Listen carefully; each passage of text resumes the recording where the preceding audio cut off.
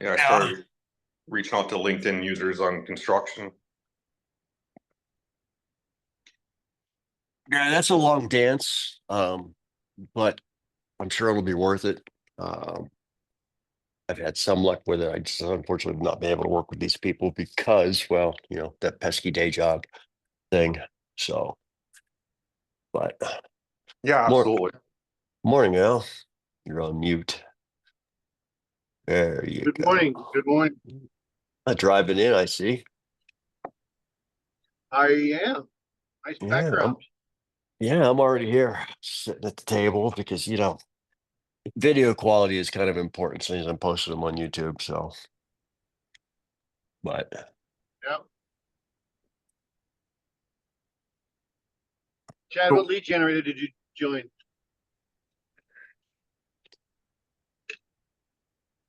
no, leads is a construction thing. I think it's we talk Oh, about leads here. Chad, you want to you expand on answered that? one. What's that? I said I was asking about the leads.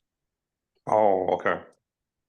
Do you got anything to add as far as what you're talking about when you're talking about leads? So I think you're talking about LEEDS. Yeah. Yeah, Me, right? yeah. Yeah, absolutely. No, I joined a Facebook group that is it's a lead group, and there's like 500 people in it, and there's a handful of them that are pretty active, and we meet once a month. The guy that started it, he's a financial advisor, and he didn't care for the shoot, I can't remember the exact one now, but there was BNI? what's that? Nothing. I'm sorry. I'm thinking a lot aloud. I'll let you go. Yeah, no, it's like $800 a year or something. I can't remember what it is, but he didn't really care for that, and so he started this group. And I mean, basically, the requirement is to go there every month, and share your network, the social media thing and whatnot. So it's Oh, it's it's more networking than anything, I guess. okay. So I was mistaken. We have leads in construction, and it's LEEDS, and yeah, for the life remember what it is. So you are talking about, business leads as far as clients. That was Hmm. my mistake. Yes. Sorry, I No, wasn't I'm more clear sorry. about it. Nope. Hey, so you guys, let's see. Peter's not there. So Al I'm and I are here. on this. I, Good I I morning. saw you. I saw you. I was just looking at who's here, and we there was a post on another group that we were on yesterday that Al and I are on yesterday, and it kind of made me. I won't say it was. How do I put? The guy went out to a job site. He had nothing but problems. His RTK didn't work. He couldn't get his drone to take off. He had spotty cell phone service. He couldn't get his drone to take off, couldn't get his drone off the ground. There was just a lot of missteps along this. And, you know, it- there was so much that I could have said, but I didn't. Yeah. But what I want to say here is that, know your equipment, know, site visits are important.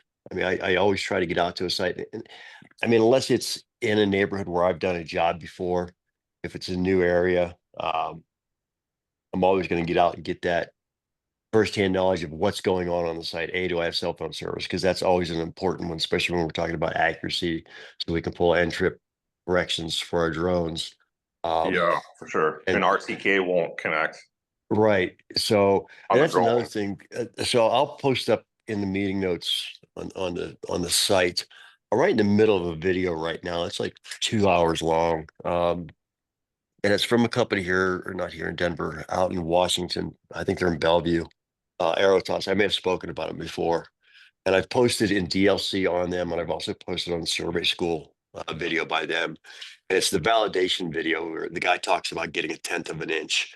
Um, if you go to their YouTube site, they've got some really long videos, but man, does this guy know what he's talking about.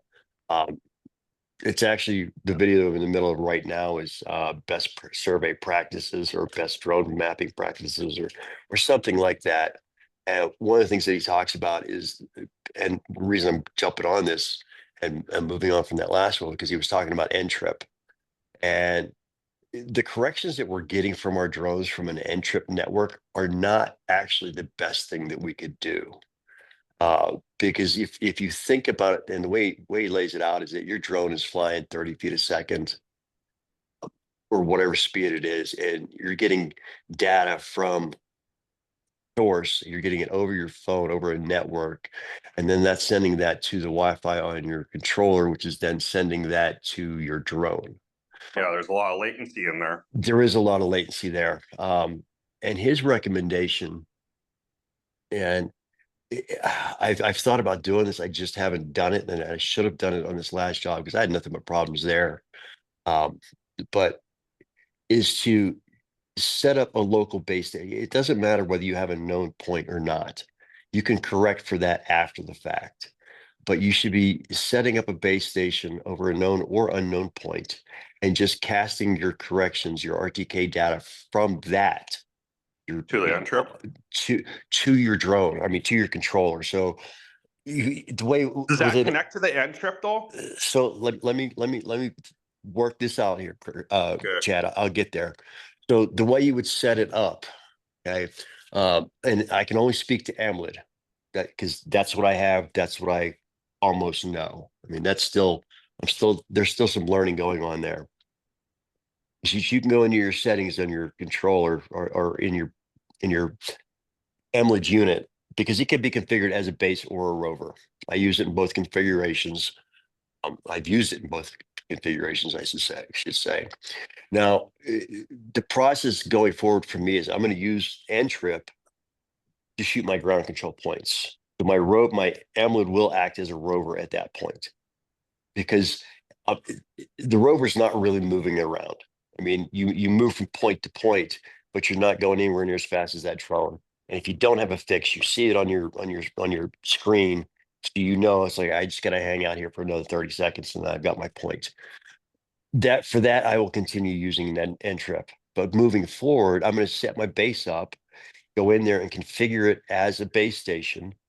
And it has its own N-trip network built into it that you basically, instead of casting it over the internet, you connect to the Wi-Fi from the unit to your controller. So you need to stay close to your base station so that you maintain that Wi-Fi connection. And then you're getting corrections that your baseline is stupid short. I mean, the longest it's going to be is the farthest point on your site away from that your drone is from your base station. So it sets up its own N-trip network. It casts creates its own Wi-Fi network that you just hook into with your controller. And then you have really, really local corrections. And he said that is the absolute best way to get accuracy and precision because you're not dealing with really long baselines. The baseline that I dealt with on Saturday was I don't know, like 36 kilometers, and so I went in and I corrected, and my uncorrected data, my root mean square was under 1/10 all the way across the board. When I went in and corrected everything, my data was off by 4 feet because I relied on N-trip at that long ass baseline instead of just using my base station as a base station. It's because what I did was I connected my base station to the N-trip network and it was getting corrections from there 33, 36 kilometers away and then sending those corrections to my drone. And I looked at that after the fact and was like, what in the hell? How did I end up at this point? So in watching this video that I'm in the middle of right now, he talked about that. He said, your best bet is to just set a base up, whether it's a DRTK2, set it up locally on your site, and then just send that data to the drone. After it's all done, then you can correct that point with a open solution or whatever and then you just shift your data to that. And I thought, man, why have I been working so hard and fighting with N-trip networks? This is just So what you're saying, you can, so, okay, my understanding, I guess before this was that you connect that base to the on-chip network. He's saying, right. do not do that. Nope. Nope. What Okay, he's telling us to do is you set that base up as a local base station okay, and you cache your correct. So you go into your settings, and like I said, I can only speak to Emlid. yeah, You go into your settings and you turn your input corrections off. So yeah, it's not getting any data outside.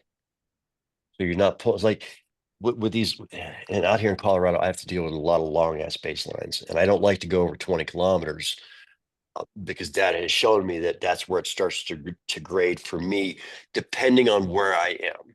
Okay, yeah, that's going to be a big thing, but I try to stay under that 20. If I'm not at that 20, I try to get a known point on site, and then if I have a known point on site, and this is where I kind of do it. If I have a known point on site, I'll set that up and then do the same thing that this guy's telling us to do over an unknown point, if that makes sense. yeah. So, How do you validate that base so station is accurate? So then what you do is after you've flown your flight, you can go in and back in and correct that base station, get that point, and you just shift your whole, you use a base shift, get back, get everything back into. So the data that you're going to have coming out of the drone after that flight is going to be very precise For because sure. because your base station is right there on site. So you got very precise data. You don't necessarily have accurate data. It could be shifted one way or another because you're not getting any corrections to your receiver or to your base station. So you would just correct to that point, get your solution for that point after the fact. So Yeah, because yeah, that and makes sense. and then you just put that back in there, and Emlet has an app that'll Emlet Studio does that for you. So you just need to download your local core station or your local base station, whatever, get the Rhinex data to that, and then it'll spit out a solution, and then it'll correct all that data, and then you're golden.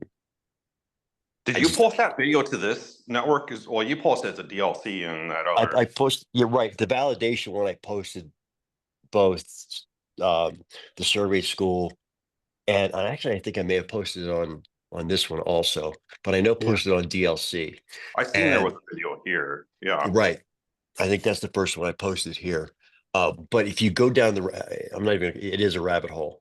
This yeah, guy is Harvard educated. He knows what he's talking about because he's the head photogrammetrist at Aerotos. He's the founder of the company. This is all he's done for the last 8 years. So when he tells me that the accuracy of a single grid versus a double grid is statistically insignificant, the variations like, well, I'm never flying a double grid again unless I'm doing a model. That's a whole different animal. But for surveying type work, yeah, single grid, get it done. Uh, one of the things that he talks about is don't make it a research project. Make it pretty boring. Just get it done and move on to the next thing. And you and know. if you think Go about ahead. it, what we do is pretty boring. I mean, Yeah, if we've done our job on the back end, if we've done the setup with the pre-flight, not so much the pre-flight, but if we pre-planned our mission, like I use Flight Hub 2 now.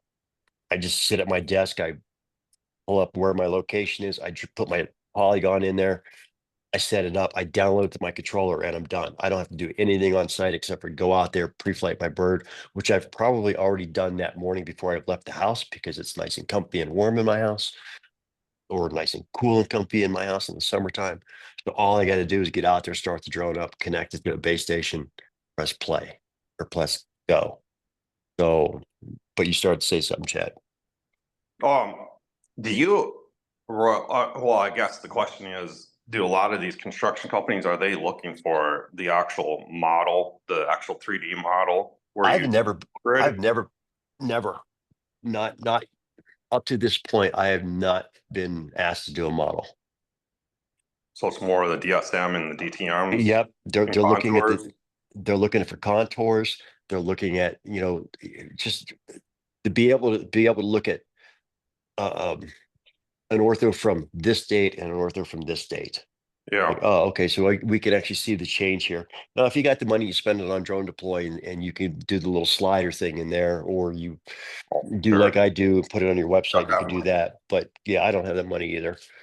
Peter, you got that money? It depends if I can make it back. What's my ROI? That's all I care about. I don't Yeah. mind investing as long as I I can don't make it either. back.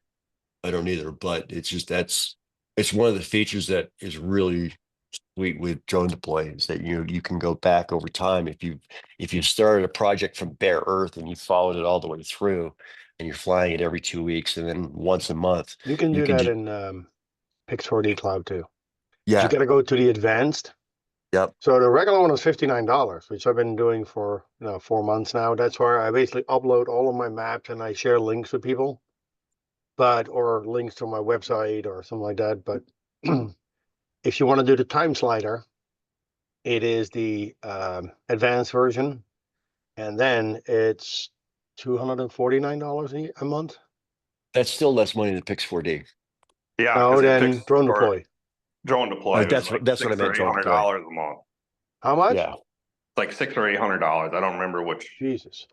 yeah. It's Well, here's the thing. yeah. If I would have paying customers, I'd probably upgrade to that because it is it's the final step in saying like, hey, we can do this progress monitoring. But by the way, you got to click all these different links over time in the 17 emails I sent you to see it, right? That doesn't make any sense. So spend the money, charge them for it, and Right. that way they can. It literally gives you a timeline at the top. I did it. My trial I did as advanced, and I uploaded like 2 or 3 maps into that. And funny enough, after I switched on to the lower version, it still shows that timeline. You just can't compare. I can't compare anymore. I can't use the slider. If I do the slider, it just shows 1. It doesn't show 2, right? But I can even show people like, hey, this is what it would look like if you do this on a timeline basis, which makes complete sense. Yeah, but how are you?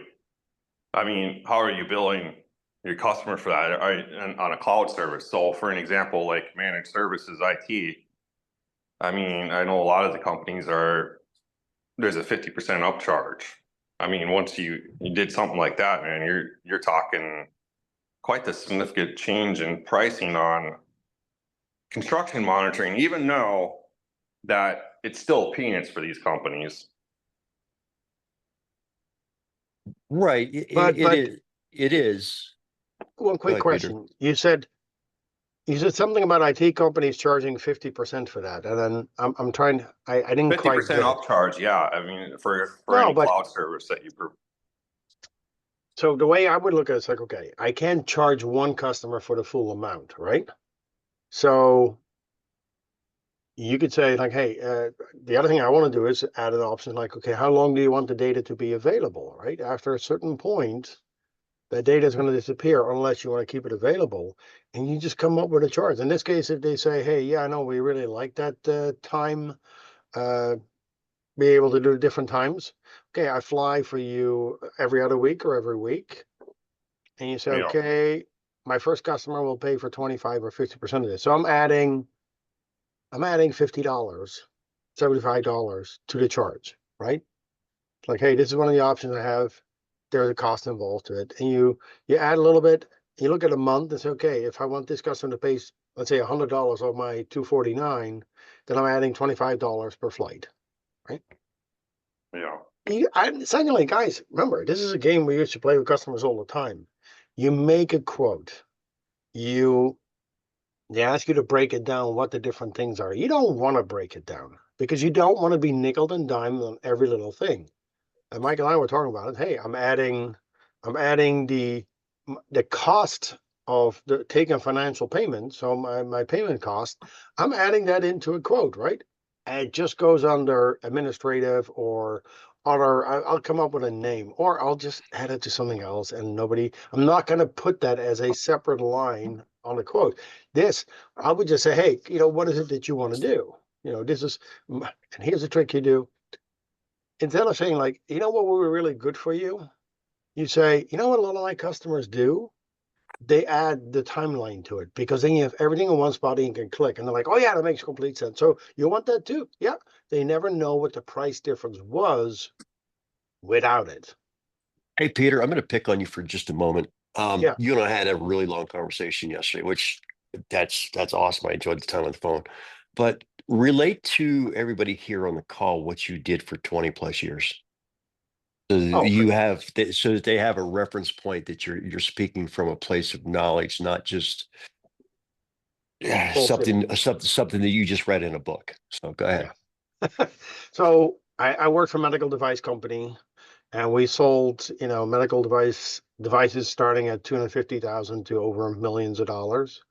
And I became somebody who trained our salespeople how to position, how to discuss, how to negotiate, how to present the product, how to offset it to competition, look at sales. So I've gotten a lot of sales training, and all of that stuff is kind of like all mixed into one big gray blob in my head, right? So I made it my own. And besides this, which is really what I want to do, my other company is sales enablement, right? I help companies. So you got this product and we're not selling as many. I'm like, okay, let's start looking at it. What do you do? What are your salespeople using to tell the story? How good are they in telling the story? Do we need to train them? Right. So um what I just said, like, hey, one of the things you can do is it's just a way how you present information. And I don't know, it's like we all hate the used car salesperson, and you don't have to be. But initially, I never wanted to go into sales, and I did sales for a number of years. But what I learned is, in my mind, if you do it well, it's a bag of tricks. We're talking here about technically making maps. Guess what? Sales is just a bag of tricks. It's a bag of steps. It's asking lots of questions and then applying a solution. It is not being a smooth talking guy or whatever, right? It's not what everybody thinks a bad salesperson is. You can make it very technical. Hey, what are their needs? How important is that need? What is the ask your question like, okay, if they don't do this, what is it going to cost them? What is the problem they're trying to solve? How urgent is that problem? And the superintendent's like, oh my God, we just had this issue and it cost us X amount of money. Like, ooh, that's bad, right? That's what you want to prevent? Yep. Well, if he starts bitching and moaning about what it costs later, you're like, remember, what I charge you is still way less than what you told me it's going to cost, right? There's it's it is basically nothing else than any other job or any other task. There are steps involved and you drive it towards that process. It's a lot of times because you're asking for money, it's uncomfortable. It's uncomfortable, but they get used to it. Thank you. Yeah, Appreciate you sure. putting it out I there. can talk for an hour about that. I'm sorry. Yeah. Well, let's not do Um, that here. Dusty, Dusty and I are supposed to have a call today, tomorrow, where because I said on one of the calls, let's do some, everybody hates it, but let's do role plays. Let's just practice on each other. It's fine, right? Better to practice on each other and make a mistake there, and then the next time when you're in front of a customer, don't make the mistake. Yeah, you brought up Dusty, so I'll throw out a plug. I've got there's a 4 o'clock Zoom call that we're doing on DLC today. It's a Q, Mm-hmm. it's a Q&A with Alan and I. So it's basically intro to I don't even know what. Oh, okay. Yeah, I don't even know how they've titled it, but it's Yeah, it's yeah, an intro. yeah, something like that. So yeah. I won't be able to make it today because I'm going to that trick or treat thing. I'm gonna, like I was telling you when we started, that I've kind of made just presenting my company to the Lake Nona here in Florida. That I'm making a booth. So I want to get back to one thing real quick here. That I started at the inning, but I'm going to wrap up the recording here. Don't anybody go anywhere. So thanks for showing up today. Don't forget, I'm going to post this on YouTube. And if you're watching this on YouTube, you can see at the bottom how to get on these calls. Thanks for showing up. Not a big deal. But when I made the video flying all nicely around, and I forgot to hit the record button because I come home and there's no video. I'm like, what the hell? Right? It's 5 minutes away from here, so it's easy. But I'm like, what's the one thing on my checklist? Check your recorded media, right? See if the pictures have taken. If I Yep. had somehow I was so excited, I wanted to go home quick, right? And I'm like, duh. Yeah, it's that's I've had that. That was that severance job that I did where I did the interior and I got back to the house and I had physically looked at all the photos. I mean, in the array, I didn't notice that that first one was only half there. So I just took my happy ass home and got to work and realized, crap, I got to drive all the way back to Severance to take one picture. But it's lessons like that that we learn the hard way. And Yep. and that was one of the things that I said in there. It's like, the one thing that you should take away from this is that, and I say this a lot, you don't know what you don't know. So knowing that now, there's a lot of great lessons that you've learned with Yep. what you went through. Let's make use of those lessons and get better, be better. So I'm posting a message that I was telling you when we first started here, Michael. Posting a reach out that I did to a senior project manager on LinkedIn. I'm posting it on our post for the school here. all right, I just pulled the school up. Okay, oh, look, it says we're live. Awesome. It says it's still posting. It'll get So there. Mike, I can relate to what that guy posted. Remember when I did that job you passed along to me with the sprinkler ditches way out east Yep. Colorado? Yep. And I got there and I was frustrated because I couldn't get on the RTK. I couldn't get onto my rock base. I'm like, what's going on? And you're like, all right, think about this. Are there any rock base stations around you? And I'm like, oh, I didn't think about that. I mean, we were on cell phone. Why couldn't I get it? Why couldn't I figure this out? So it's little things like that for the guys who are not the smartest in the room, if you will, that don't think that way. And you're right. Dude, you need a middleman yourself, someone teaching the middle stuff. And that's where,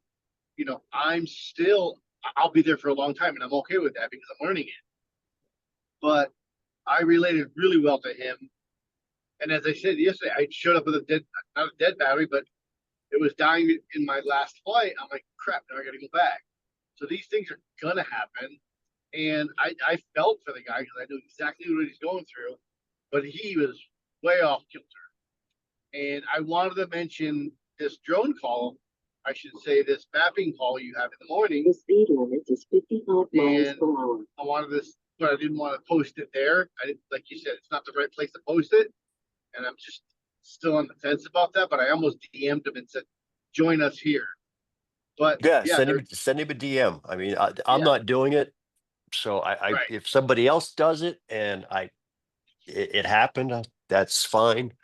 But yeah, Okay, it's there.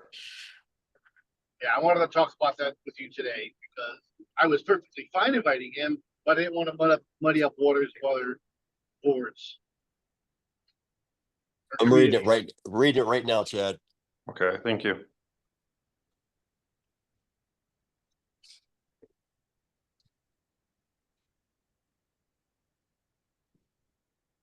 I like the resolving challenges. Did you post the whole thing, Chad, or just to Michael? No, it's on the I board. yeah, Okay. the board. I'll look at it later. The speed limit is 55 miles per hour. Man, tell her to be quiet.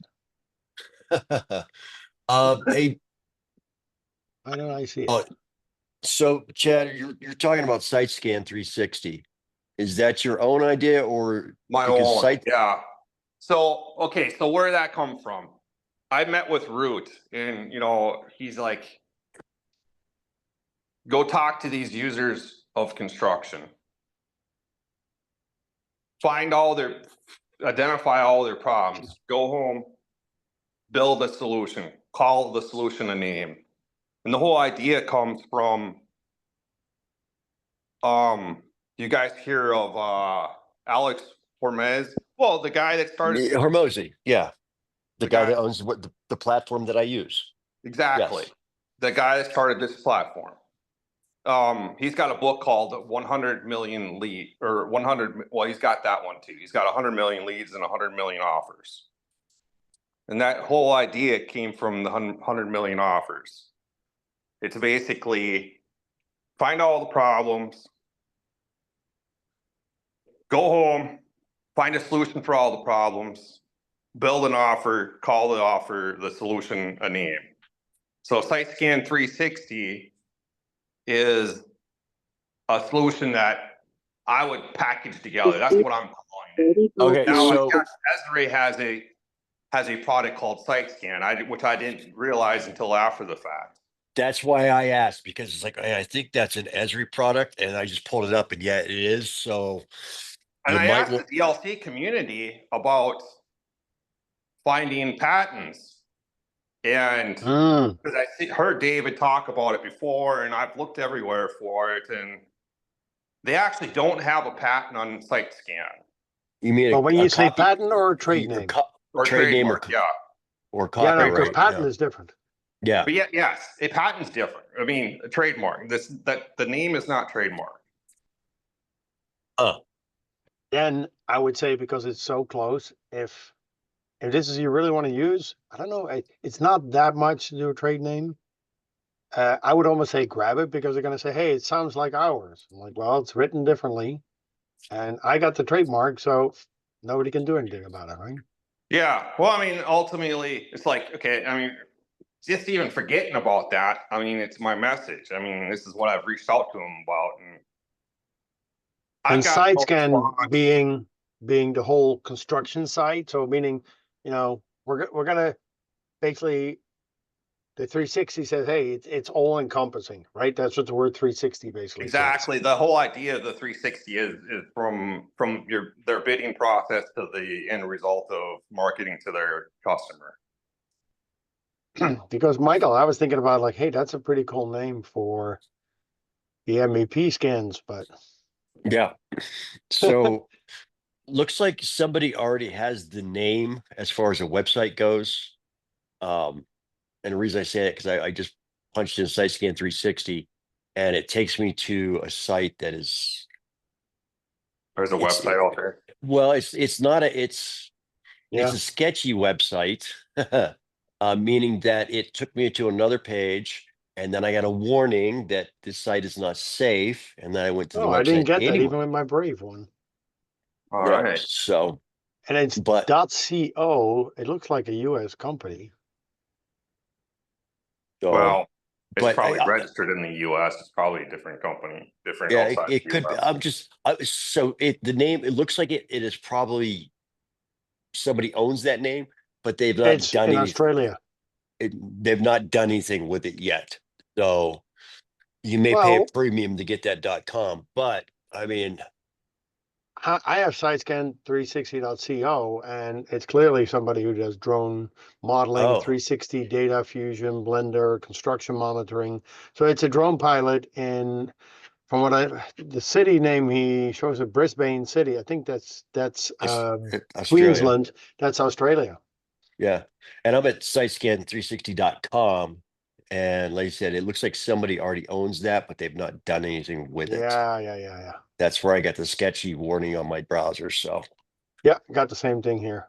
yep. Yeah, I So, just did and, 360 and I let it search. and Chad, don't, I'm not poo-pooing your idea in any way, stretch or form. That's not, I'm just trying to make sure that, if you go down this road, you're aware that there's going to be a potential legal battle with Yeah. Esri So with yeah, that. the So, name could be different. I mean, it's right. really, I mean, So, I'm not like totally set on it, but really, I guess my question is this outreach, is it too much? What would you say if I sent this to you? Well, okay. Now you answer first, Michael. I need to think about something. I mean, maybe this is something uh, for Peter to answer too. I don't know. Well, I'm trying to still get a correct, full understanding of what you're saying. Because it's like Yeah, aiming that's at where I'm at. addressing the specific needs and challenges faced by construction professionals. My goal is to build a solution that supports the entire every stage of the project. So are you saying, What I'm saying, if you read further below, would you meet for a brief conversation and discuss any problems that, Yeah, I mean, is he local to you or is it? well, what's that? I said, is I he think local to you? Yes. Okay.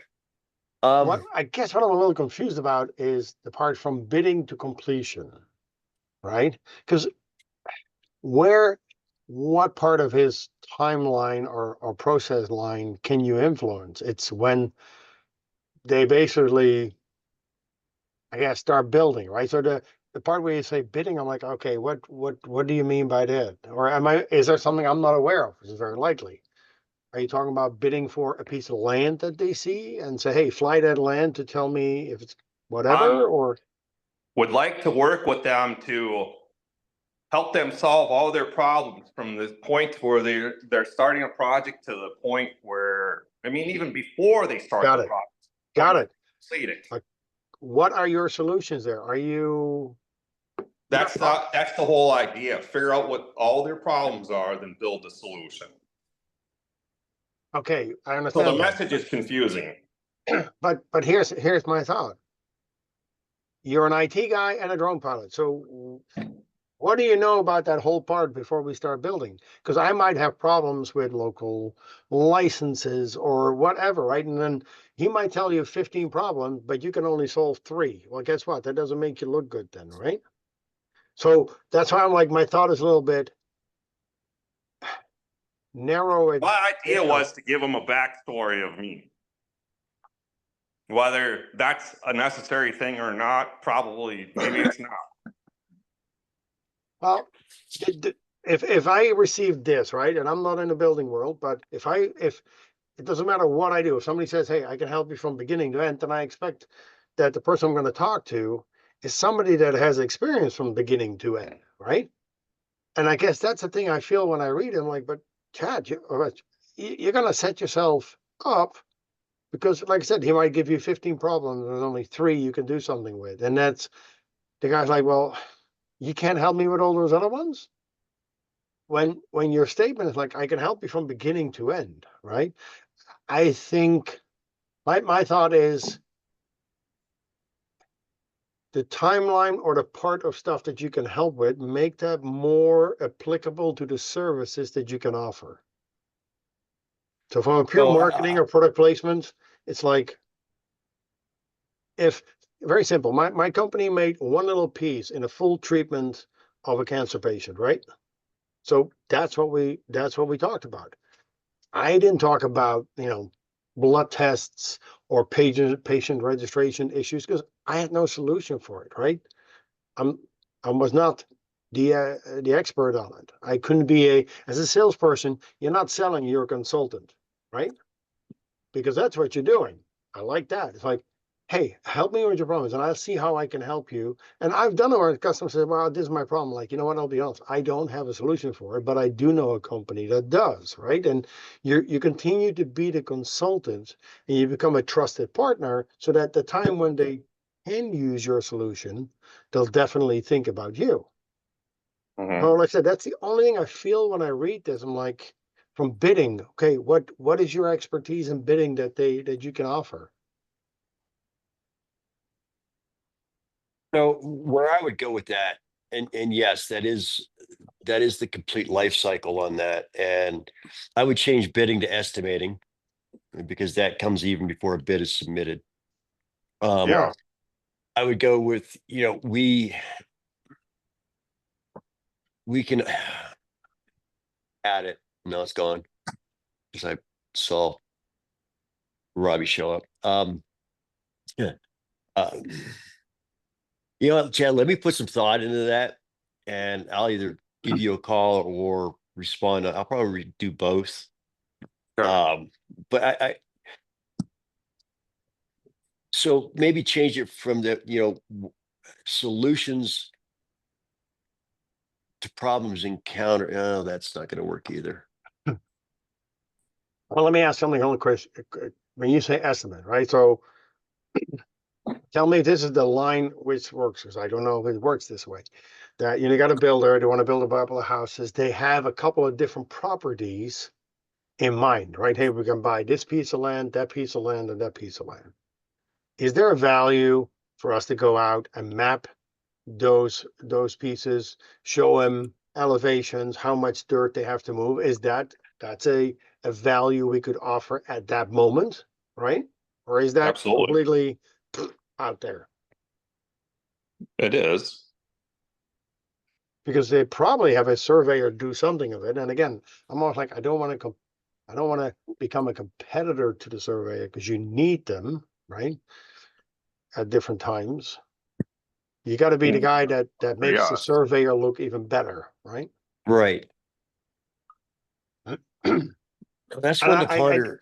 And Chad, I'm not poo-pooing this, right? I really, really like it, but as somebody who's done this a lot of times, like my mind immediately goes like, okay, where are the things that I see that could be setting yourself up or create a problem when you present this to a customer? And sometimes you just got to go do it, see what comes out of it, and adjust. I've been going around talking about my stuff, and I was at a networking meeting, and the first person I talked about what I do was a way too long of a story. The sixth or seventh person that night who asked me what I do, my story was more concise because you're like, oh, that. Why did I go all the way there, right? I only have to say A, B, C, and then you practice and you basically get better at telling the story. Yeah. But again, I love to help you with it. So please, the way I work is like, if I see a problem and we can fix that problem, then everything's okay, right? I'm sorry, I'm Dutch. We're not like, oh, here's your gold medal already, Chad, because you did great, but there's a little problem here we might want to talk about. Sorry, as a person, I'm like, I see the problem, I focus on that, I'll try to fix the problem, We and then we everything's good. appreciate that. We appreciate that, really. So, all right, gentlemen, it's 6:45. We're long. I've got to actually go to work now. So I'll get this posted up and I'll take a look at this again, Chad. I'll give it some thought, That's cool. and we all can. I would appreciate it. Yeah. I mean, because I'm a tech guy trying to get into this, trying to be a sales guy, but at the end of the day, trying to really help my family out. Yes, that's the and bottom I'll line. help you out with it, Chad, really. All right, gents, I'll get this posted, and like I said, we can talk about it more online throughout the day, Yeah, tomorrow, over the weekend, Thanks, whatever. Guys, I appreciate it. Yep. Thanks. So, yeah, thanks for showing up, guys. Talk to you next Have a week. good day. All right. Bye. Bye.